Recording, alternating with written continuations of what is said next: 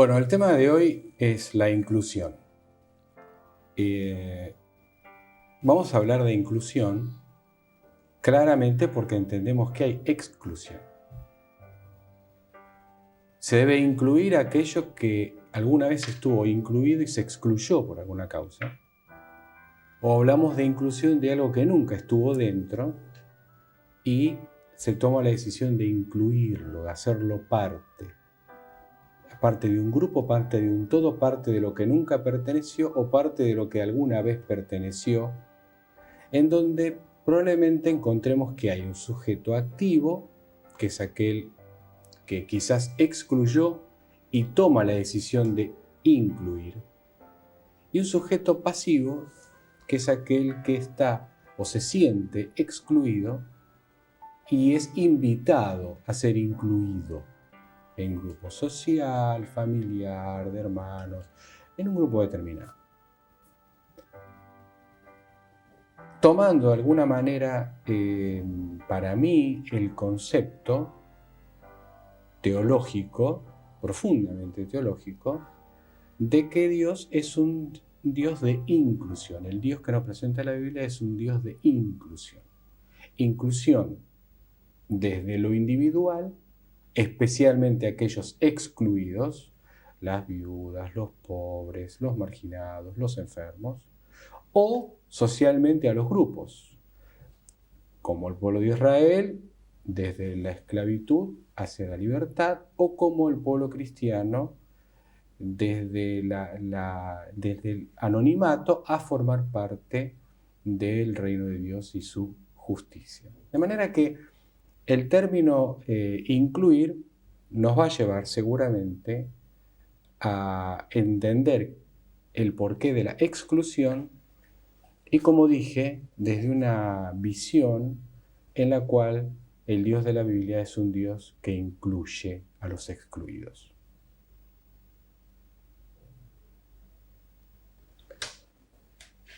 Bueno, el tema de la inclusión, a mi humilde entender, tiene un versículo básico en el capítulo 25, versículo 36 del libro de Levítico. Primero veamos el marco antes de citar literalmente el versículo. Todo ese capítulo 25 habla acerca de la ayuda que se le debe prestar al necesitado. Habla de que cada familia de Israel debe tener su propio territorio, su propia parcela de tierra inajenable. Eso no se puede vender nunca. Una palabra, cada uno debe tener una fuente de trabajo digno. Y si no la puede trabajar, lo que puede hacer es arrendar las cosechas, arrendar la tierra hasta el año del jubileo, en donde todas las tierras deben volver a sus dueños primigenios. O sea, había 6 años de trabajo de la tierra, un año que se llama el año de Shemitah, donde la tierra debe descansar y los frutos de la tierra son de todos. Nadie puede acopiar las mieses. Cada uno va con su hoz, la tierra es de todos y cosecha, y de eso se vive en ese 7º año. Cuando se llega al 49 año, o sea, el 7º año del ciclo, la 7ª Shemitah, el 7º año del 7º ciclo, entonces la tierra después en el 50º año, ahí viene el nombre jubilación, jubileo, descansa. Aquellos que se hallan en un estado de esclavitud salen a la libertad. La esclavitud, que era en el tiempo de la Biblia una realidad, una institución, por utilizar un término jurídico, es delimitada de una manera muy especial en ese capítulo 25. No podrás darle trabajo duro a tu hermano que llegó a ser esclavo porque, bueno, tuvo que vender su trabajo. Eso sería su capacidad de trabajo. Eso sería la definición de esclavitud bíblica. Está también el precepto de no tomarás interés. Y ahí todo en ese capítulo 25, hay que ayudar y hay que ayudar. Después aparece también en el libro del Deuteronomio el concepto de si tu hermano cae, le darás todo lo necesario. Pero dentro de ese marco aparecen dos versículos que son claves.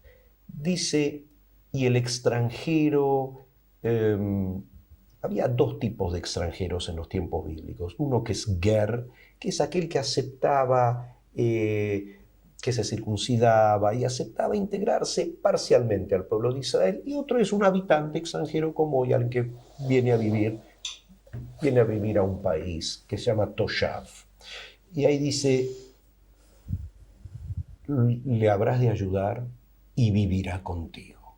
Vivirá contigo. Pero después, cuando se habla ya directamente de aquel que comparte todo con vos, del pueblo de Israel, hay un versículo clave. Vejei ajija imaj, y vivirá tu hermano contigo.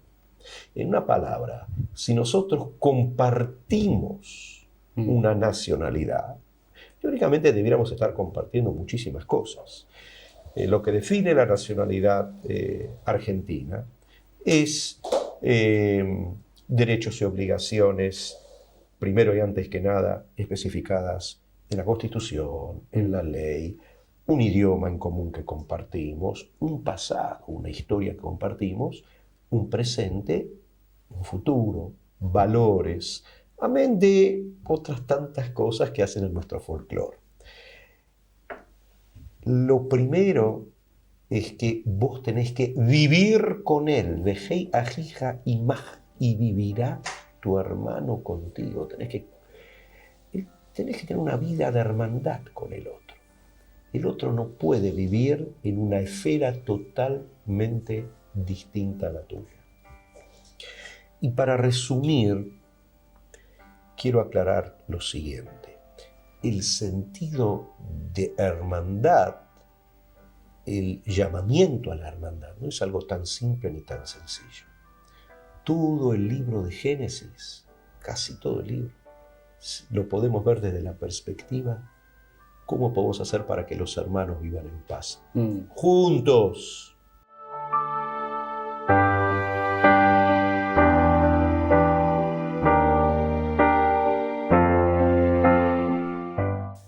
Sí, y hay como un test de la existencia donde se muestra la capacidad que tienen de entenderse las personas, o sea, de hermanarse, ¿no? Y son como extremos, ¿no? Extremos muy existenciales. En los momentos de dolor, de duelo, de manera cómo se juntan, cómo se acompañan, cómo uno se pone en el lugar del otro y sabe sobrellevar lo del otro. Y más todavía en el momento de la alegría y de la fiesta, ¿no?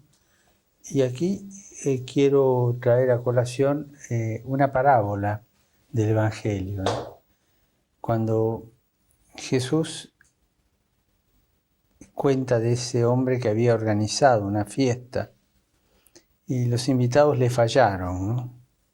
Le fallaron porque uno le dijo, mira, me casé ayer y no puedo ir. Otro le dijo, compré un campo y lo tengo que ir a medir. Otro le dijo, tengo que probar los bueyes nuevos. Las excusas, ¿no es cierto? Diríamos los porteños, se hicieron los finos. Y entonces no aceptaron, cada cual defendió su parte para no participar de una alegría común porque no podían. No tenían el corazón preparado para la participación. Entonces se excusaron, se excluyeron. Y el señor que organiza la fiesta, el casamiento del hijo, les dice a los de la confitería que estaban preparando la fiesta, mire, por favor, vayan a la calle, vayan al cruce de los caminos y traigan a todo el que encuentren.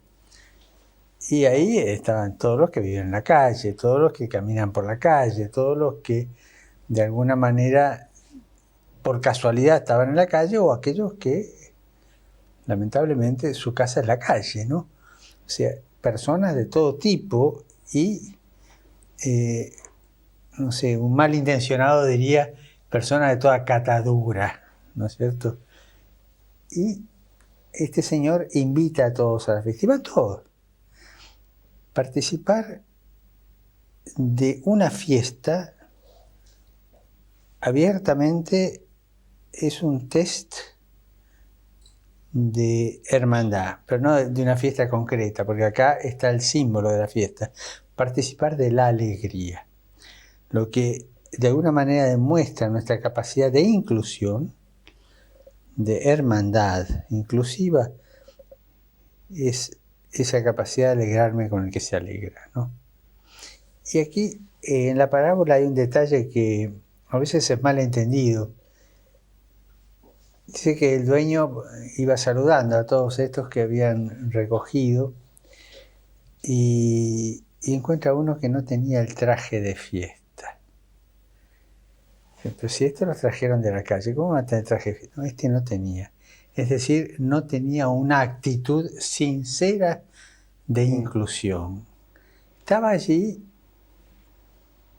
a ver qué pasaba, o estaba allí por un interés. No tenía el corazón de festejarlo todo, ¿no?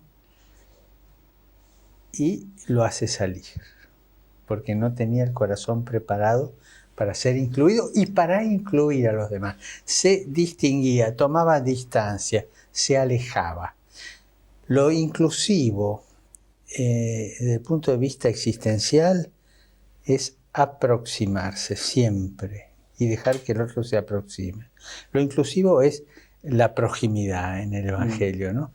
Y me viene también a la memoria texto, yo no me acuerdo si es Deuteronomio, cuando se hace el festejo, le dice, bueno, y Deuteronomio 26, creo que es, ¿no? Después del credo, de la profesión de fe, mi padre era un arameo errante, etc. Y después festejarás, y festejará contigo tu vecino, tu esclavo, y el extranjero que esté ahí. O en otro festejo, creo que es... Se repite el versículo cuando se habla del festejo. Del festejo, sí. Y esto es, no es necesariamente en 26, pero lo que pasa es que yo recuerdo por las porciones que leemos cada sábado, Claro. Parshat Re'eh, cuando sea, Parshat Re'eh significa, Parshat es una porción que leemos de la Torá todos los sábados por la mañana. Entonces yo me acuerdo en qué porción dice cada cosa, no por capítulos, un poco antes. En el Deuteronomio. Pero es una frase que se repite siempre cuando se habla del festejo, y festejarás tú y tu hijo y tu hija y el siervo que se halla bajo tu, o sea, el que trabaja en tu casa. ¿Por qué? Porque si ellos no pueden festejar, realmente el festejo no es festejo. Interesante, no dice festejar a tu mujer, pero entonces ¿cómo se explica? Y todos aquellos que han de hallarse en tu casa. Y la palabra casa, explica un sabio del Talmud, ese es el sinónimo de mujer. Ay, qué curioso. Sí. La palabra casa, dice en varias partes del Talmud, casa es sinónimo de mujer. Es el alma de la casa. Porque antes, más que ahora, el hombre salía a buscar el sustento y aparte la mujer es la casa que alberga al chico en su gestación. Sí.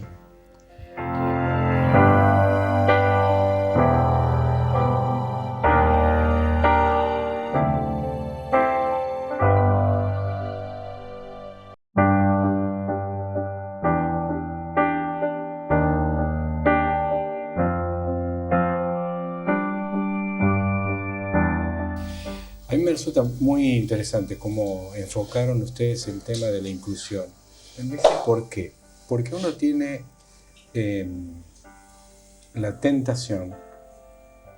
Por eso yo hablaba al principio de un sujeto activo y pasivo, para abrir un poco el tema. Pero hay dos o tres conceptos muy importantes que ustedes pusieron, y que contradice un poco esa tentación de pensar que aquel que toma la decisión de incluir al excluido lo hace desde una posición de superioridad o poder. ¿No es cierto? O sea, yo lo hago como un acto de mi poder, digamos. Yo tengo la posibilidad de excluirte o de incluirte. Entonces, desde el poder te incluyo hasta donde yo quiero y marco los límites, hasta donde vos podés venir. No me gustó el último concepto de la parábola que mencionó el cardenal, en donde es verdad, el último que viene y no está vestido para la boda, en realidad el dueño lo echa porque en realidad nunca estuvo en la fiesta, ni siquiera vino preparado. Por eso esa palabra que mencionaron de compartir. O sea, en la inclusión aparece o está apareciendo como claro, primero que no se incluye desde una posición de poder y de decir yo te legitimo hasta aquí, este es tu lugar, tu línea de inclusión. ¿No? Si te incluyo en mi familia, te incluyo para ser uno más, te incluyo como hermano y te incluyo para compartir la vida, te incluyo para compartir las tristezas y como bien dijo el cardenal, te incluyo para compartir las alegrías, porque a veces te incluyo por una actitud bueno, te veo que estás fuera de la sociedad, yo te incluyo, te protejo, pero de esta alegría de la familia, no, acá no, porque acá esto es una cosa muy íntima. O sea, hay un concepto en el cual no incluimos totalmente hasta tanto en nuestro corazón y en nuestra actitud no adoptemos una situación de estamos en un pie de igualdad. Nos sentamos a hablar en un pie de igualdad, compartimos.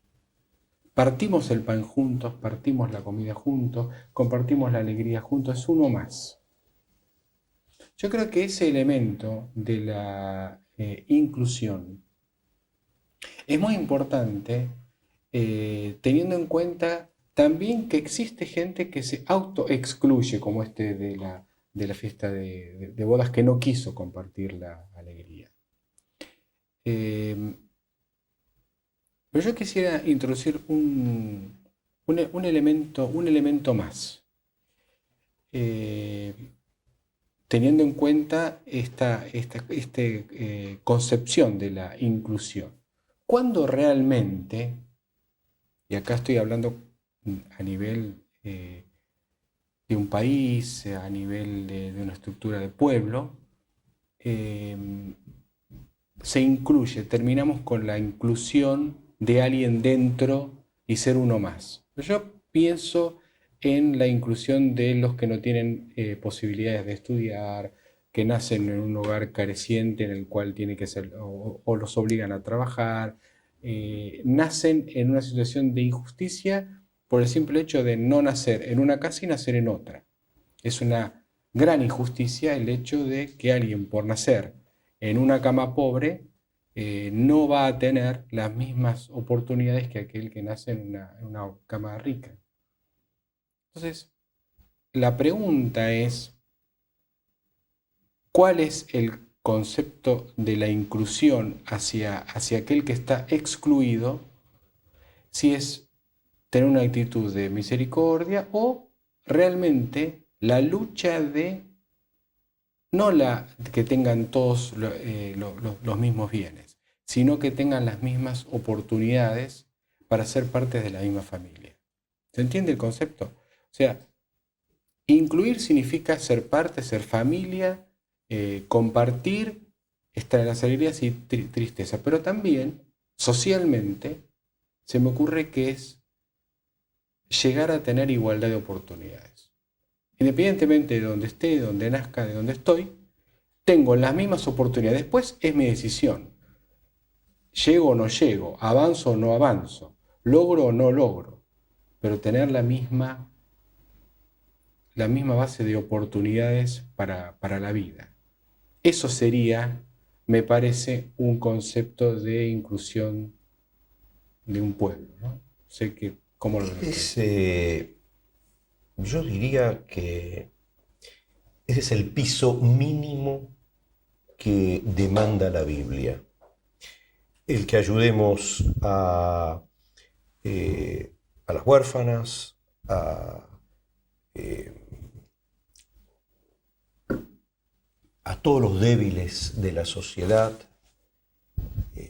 a las viudas, a las huérfanas, a los huérfanos, a todos aquellos que no tienen, cuando digo huérfanas y huérfanos, lo digo en el sentido más amplio posible del concepto, porque lamentablemente a veces se puede tener padres y hallarse en un estado de orfandad. Pero ese es el piso. Cuando en una sociedad tiene que venir un profeta como Amós y decir: ustedes que aspiran aún al polvo que se halla sobre la cabeza de los pobres y que venden a un pobre por la paga de un par de sandalias, bueno, eso ya estamos en un estado de descomposición social muy grande. Y el piso es que haya equidad social. Pero el mero hecho de una equidad social, digamos, una sociedad en donde ya se toma en consideración a los trabajadores, etcétera, etcétera. Los trabajadores, el proletariado, usando una palabra clásica, no me está garantizando que llegue a un estado de hermandad. Uh-huh. La Biblia, propone estándares muy altos, muy, muy altos. Estándares de espiritualidad que para alcanzarlos, bueno, hay que dejar de lado, hay que desvestirse de muchas cosas.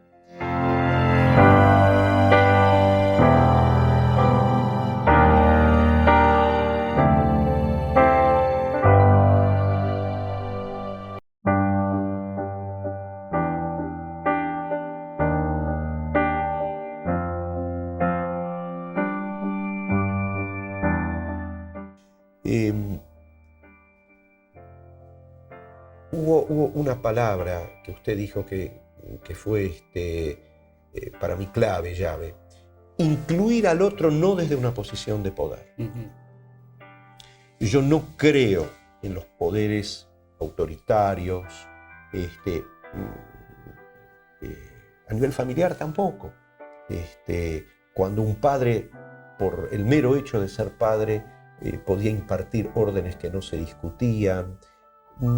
Yo creo que ese no es el ideal de hermandad. De alguna manera el padre es padre, pero de alguna manera tiene que tener un sentimiento y una realidad de hermandad con sus hijos. Poder llegar a hablar libremente de todos los temas con ellos. Y que el hijo sepa: es mi papá, ya vivió mucho más que yo, ya sabe más que yo por la experiencia de la vida. Por eso tengo que escuchar lo que dice. No le puedo discutir cualquier cosa por el mero hecho de discutir. Y así en todos los estratos. También a nivel de maestro. El maestro debiera ser escuchado por el mero hecho de que sabe más en ciertas materias y en experiencia de la vida o en experiencia de una materia. Alguien puede llegar a ser maestro siendo más joven que el alumno. En física, en química, pueden haber genios, matemáticas, pueden haber genios que 20 y tantos años y ya eran genios, nos cuenta la historia de la ciencia, y que gente mayor podía llegar a escuchar y aprender del joven, de la joven luz, de la joven luminaria. Podía sentarse y el joven lo respetará al otro por lo que el otro hizo, y escuchará el mayor lo que el joven dice por la brillantez que tiene su mente.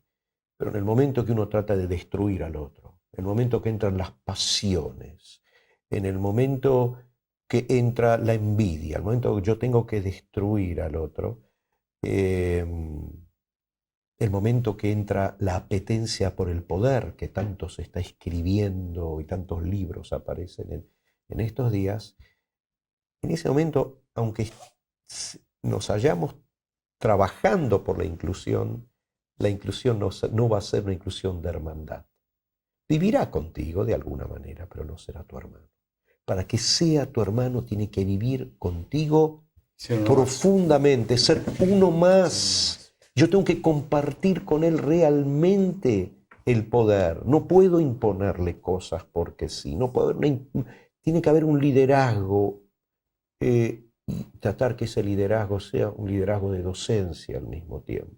Estoy pidiendo tal vez una utopía, por eso se recuerda tanto a Moisés o a otros líderes que fueron únicos, porque fueron íntegros.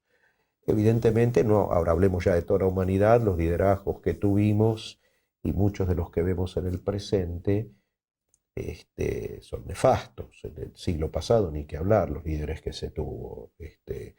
Y en el presente también, en el siglo XXI, hubo líderes a nivel mundial. Yo no sé si se puede hablar de liderazgo. Es alguien que, a mi entender, lidera, pero para la elevación espiritual de un pueblo, y no meramente para un equilibrio económico-social. Es bajo esta perspectiva, tal vez utópica, pero en la medida en que la Biblia sea una utopía, yo no lo creo, yo creo que es un gran desafío para la humanidad, que he dado esta opinión.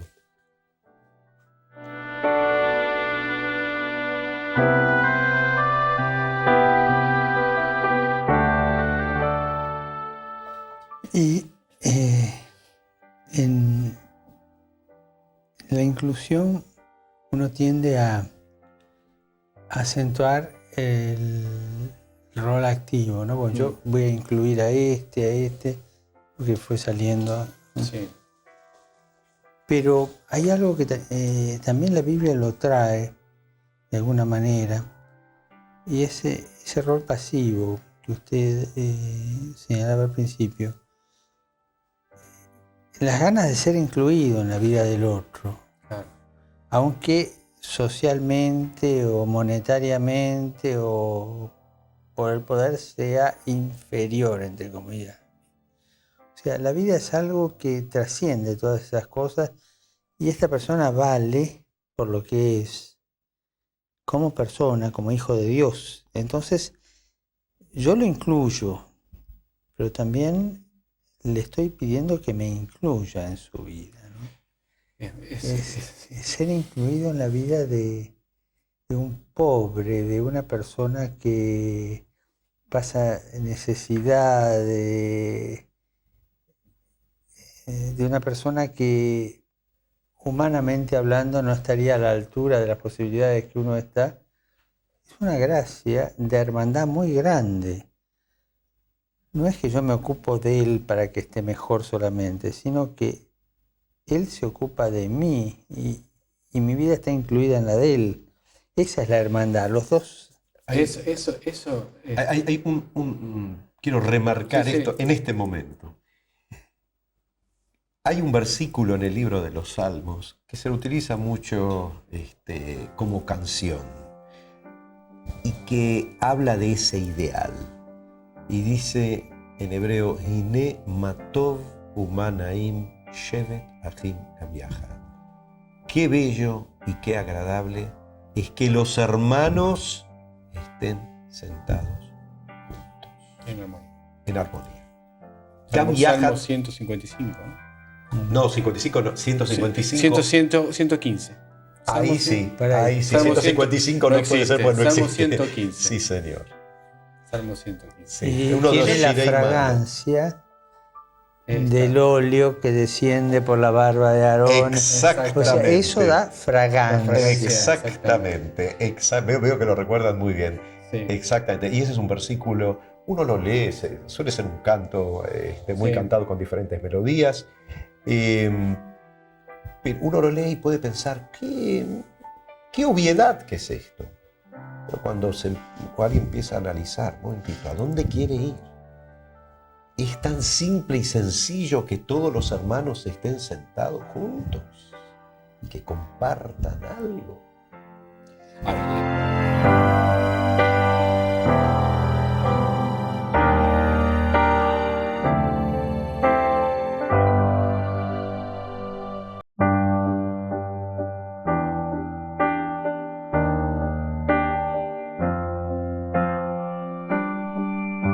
El tema de la armonía, desde luego que incluye todas las tonalidades y todos los instrumentos. Algo es armónico, es una armonía cuando están incluidos todos. Yo me quedé pensando en lo que el cardenal decía y voy a contar una experiencia personal que no me deja muy bien parado, pero viene para el ejemplo, ¿no? Me acuerdo hace como 20 años, yo visité por primera vez una comunidad indígena en el norte argentino. Estuve una semana. Y fui desde mi perspectiva de porteño, que nunca había ido allí, y bajé del avión, metí en un micro y aparecí en una comunidad indígena, ¿no? Claro, uno se conmueve de la pobreza, la marginalidad y todo lo demás. Yo trabajaba en una ONG, entonces mi trabajo era hacer proyectos. Bueno, yo estuve unos días, cuando volví, tenía una cantidad de proyectos como para ayudar a incluir estos hermanos aborígenes que vivían. Trabajé en esa cantidad de proyectos. Cuando lo hablé con la gente de las comunidades cristianas que trabajaban ahí de hace tiempo, se los presenté. Digo, esto es lo que yo haría y por esto yo me gustaría tratar de conseguir fondos y socios que colaboren. Y me dijeron, no sirve para nada todo esto que hiciste vos. ¿Por qué? Porque vos escribiste lo que vos necesitarías. Y no lo que yo necesito. Andá, volvé, quedate una semana con ellos, aprendé qué necesitan, viví como ellos, dejá que te incluyan y recién ahí vas a poder hacer. Y me llevó, no una visita, me llevó 5 años de visitar las comunidades indígenas para que baje el perfil de aquel que va con una actitud, digamos, de yo sé lo que necesitas, como decía el cardenal, también reconocer que yo incluir al otro significaba reconocer que necesitaba que el otro me incluya a mí, porque es un doble juego. Hicimos proyectos hermosos que todavía siguen. De manera que ese doble juego me lleva a mí a entender de que en el proceso de incluir lo excluido, debo reconocer que yo tengo que tener también una actitud hacia mi hermano de querer ser incluido por el otro. Es que lo que creo es que en ese ejemplo suyo de ir a ver a los habitantes originarios, Sí, como se suele llamar hoy, en el interior del país, tuvo que haber tenido en un principio una actitud doble. La inclusión es un trabajo de a dos.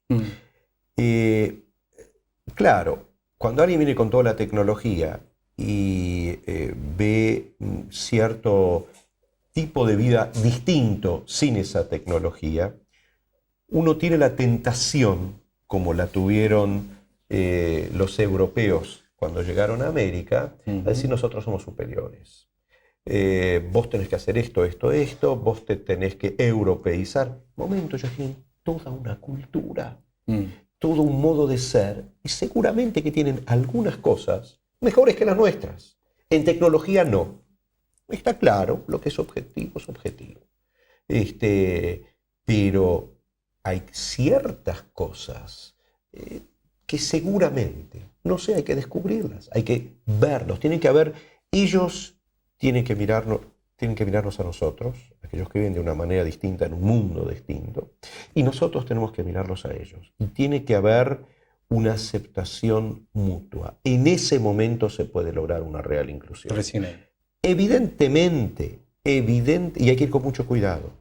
No se puede imponer, Occidente muchas veces cuando mira hacia Oriente quiere imponer cosas, hay que imponer esto, hay que imponer... No, cuidado. Cada uno es muy orgulloso de lo que tiene, de lo que es, de muchos de sus valores. Y tiene que pasar por un proceso para darse cuenta, cuidado, un celular es una cosa buena, un televisor es una cosa buena, vamos a ver cómo lo vamos a utilizar, porque a través del televisor me puede entrar una cultura que sea desastrosa. Eso es lo negativo nuestro. Positivo a nivel de avance tecnológico, negativo a nivel de lo que se hace con esa tecnología. Cuidado, y dejar que esas que haya realmente un ensamble, que el otro no se sienta mal, que nosotros no nos vayamos a sentir mal, que no podemos mostrarles a ellos un sentimiento, somos superiores a ustedes. No, estos son nuestros logros. Me gustaría conocer profundamente los logros de ustedes. Cuando alguien se pone en posición superior con respecto al otro y dice lo mío es lo mejor, allí ya estamos perdidos. Volvemos en última instancia al sentido profundo del concepto de diálogo que aparece en la Biblia. Eso que tanto habló Buber y que después desarrollaron en distintas facetas o paralelamente un Levinas con respecto a la idea del prójimo y tantos otros que desarrollaron. Pero Buber fue uno de los primeros en todo esto. El concepto profundo, ¿qué significa diálogo en el sentido bíblico? El diálogo con el hombre, el diálogo con uno mismo, el diálogo con Dios. Hay que dialogar. Para poder llegar a incluir, tenemos que aprender a dialogar. Y eso es sentir al otro, escuchar los silencios del otro, analizar lo que tiene el otro. El diálogo no son ponerse los zapatos del otro. Ponerse en los zapatos del otro. Exactamente. Esto que usted dice del diálogo me da pie para hacerme esta pregunta. Los que nos están viendo, los televidentes, ¿qué piensan de este diálogo? ¿Qué es un reunirnos para hablar de cosas religiosas? Vos cómo la ves, vos cómo la ves, vos cómo la ves. ¿Qué es jugar a las visitas para parecer civilizados? ¿Qué es un acercamiento sobre las posturas religiosas que tiene cada uno de nosotros? Creo que el tema nos da para que le demos una explicación y le digamos lo que sucede acá, ¿no? Primero desde el punto de vista más personal y después doctrinal. Empiezo por el segundo. O sea, el diálogo interreligioso, somos dos cristianos contra un judío, ¿no? Entonces ya no. Esto no quiere decir que, bueno, está bien, los judíos después del concilio dijimos que no son tan malos, que tienen algo de bueno. No es eso. No es acercarnos para hacer sociales. Es como cristianos afirmar públicamente que nuestra identidad no se entiende si no está entroncada en la identidad judía. De ahí que el antisemitismo sea una monstruosidad para un cristiano, porque es borrar su propia identidad. Un cristiano que es antijudío dejó de ser cristiano porque borra su identidad. Judío no es el que profesa otra religión, o en este caso el ministro de otra religión. Es mi hermano mayor. Y no se puede entender la identidad cristiana sin mirar a mi hermano mayor y aprender de él. Y eso es inclusión. De tal manera que de alguna manera los cristianos estamos incluidos. Y como no somos superiores, aunque desde un punto de vista afirmamos que el Mesías ya vino y ustedes lo están esperando, todos estamos esperando, nosotros que vuelva y ustedes que venga, pero eso no nos hace mayores. Eso mantiene una verdad que la decimos litúrgicamente en las oraciones nuestras. Dios no reniega de su elección y el pueblo de Israel sigue siendo el pueblo judío y está incluido en nuestra fe y le pedimos que nos incluya y andemos juntos.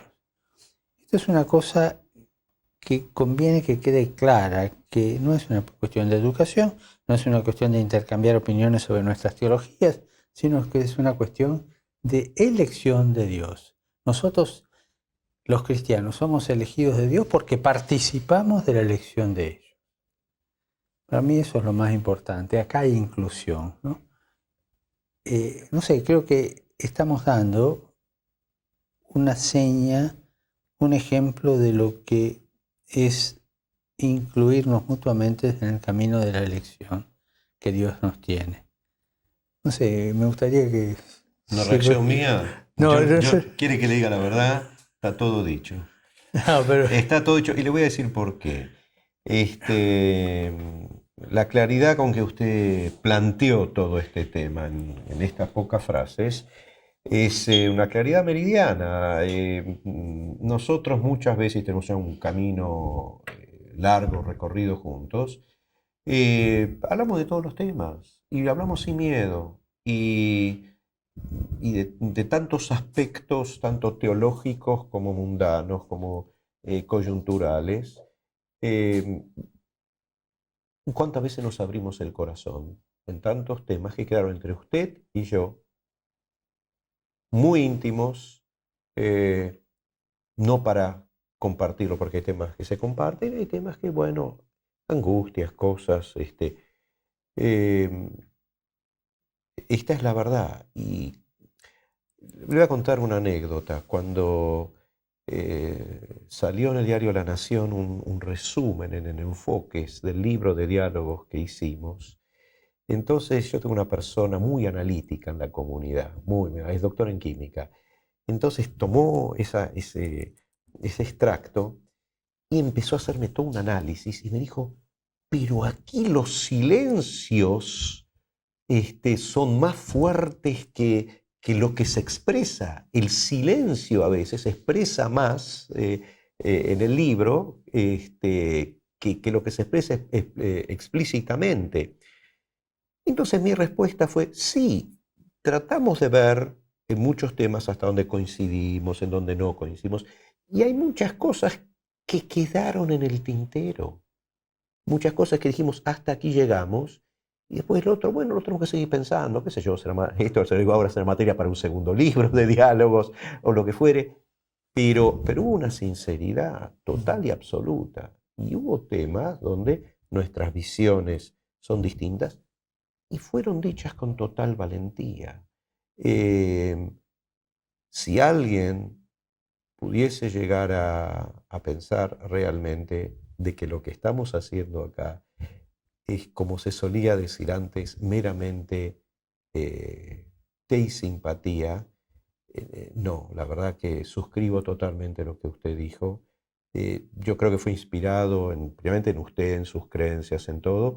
Y hay un punto que estoy leyendo y analizando ahora se van a festejar los 50 años del Concilio Vaticano II, que justamente trató de incluir, creo yo, a la Iglesia Católica Apostólica Romana en la realidad mundial desde una perspectiva distinta. Pretendió ser una respuesta a la Segunda Guerra Mundial, al quebranto espiritual que significó la Europa que conllevó a la Segunda Guerra Mundial, y abrió, porque no solamente Nostra Aetate, sino muchos otros documentos, Dignitatis Humanae, y varios más tienen una fuerza, un mensaje realmente muy, muy fuerte con respecto a todos los pueblos, con respecto a todas las personas, y especialmente Nostra Aetate, que si bien se dirige a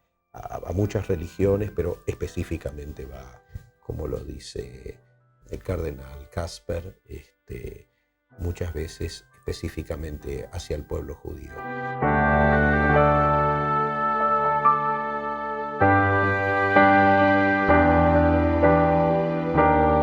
Yo creo que de alguna manera, tomando las palabras también del cardenal,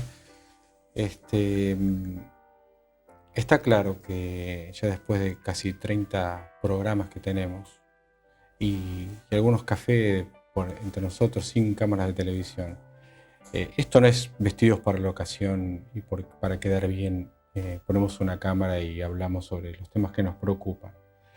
Y de alguna manera, desde mi lugar protestante o evangélico también, me siento incluido dentro de una mesa en la cual podemos hablar con la libertad de ser al mismo tiempo y con un concepto que dijimos, ser familia.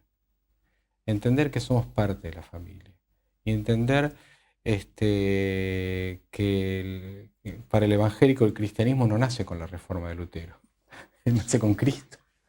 Entonces tenemos toda una historia en común y a su vez, como bien dijo el cardenal, no se entiende el cristianismo ni a Cristo mismo como judío sin entender la historia del pueblo de Israel, nuestros hermanos mayores. Entonces, creo que hay esa dinámica y es un poco la que estuvo alrededor del programa, en el cual para la incluir fuimos mezclando sin darnos cuenta los sujetos activos y pasivos de la inclusión y de la exclusión, en la cual todos podemos ser excluidos, o todos quizá sin darnos cuenta nos excluimos del otro.